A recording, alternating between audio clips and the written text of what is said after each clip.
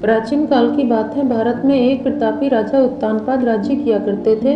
उनकी सुनीति और सुरुचि नाम की 2 पत्नियां थीं। राजा अपनी छोटी रानी सुरुचि को अधिक महत्व देता था और बड़ी रानी सुनीति को राजा सम्मान नहीं देता था। राजा उत्तानपाद के 2 पुत्र थे, ध्रुव जो सुनीति के पुत्र थे और उत्तम जो सुरुचि के पुत्र थे। ध्रुव बचपन से ही निडर, साहसी और माता पिता के प्रति श्रद्धा रखने वाले थे। एक दिन छोटे राजकुमार उत्तम पिता की गोद में बैठे हुए थे। ध्रुव ने जब यह देखा तो वह भी पिता की गोद में बैठने के लिए गए, लेकिन उनकी सौतेली माँ सुरुचि ने उन्हें रोक दिया और अपमानित करते हुए बोली, ध्रुव, तुम राजा की गोद में नहीं बैठ सकते क्योंकि तुम मेरे पुत्र नहीं हो। राजा की गोद में सिर्फ मेरे पुत्र बैठ सकते हैं। सौतेली माँ के कटु वचन सुनकर ध्रुव का हृदय दुखी हो गया और आंखों से आंसू बहने लगे। अपमानित होकर वह माता सुनीति के पास जाकर अपनी माता से बोले, माता, मुझे वह स्थान चाहिए जो पिता की गोद से भी ऊंचा हो। माता ने अपने पुत्र को बहुत समझाया।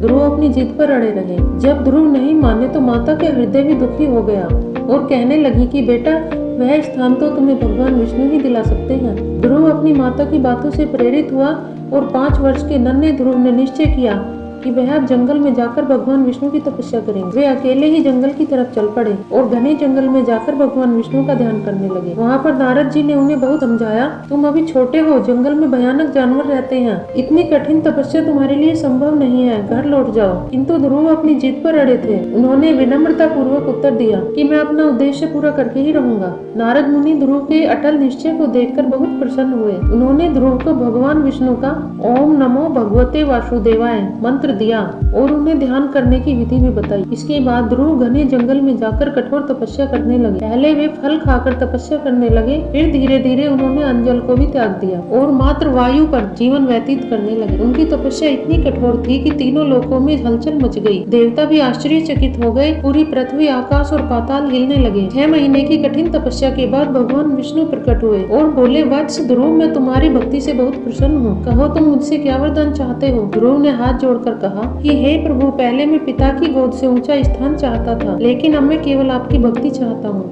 भगवान विष्णु ध्रुव की बात सुनकर बहुत प्रसन्न हुए और बोले, ध्रुव, तुमने जो भी मांगा है वह तुम्हें अवश्य मिलेगा। मैंने तुम्हारे लिए एक विशेष स्थान निर्धारित किया। तुम आकाश में एक अमर तारे के रूप में स्थित रहोगे, जिसे सदैव सभी लोग देख सकें। सच्ची लगन और मेहनत से कोई भी लक्ष्य प्राप्त किया जा सकता है।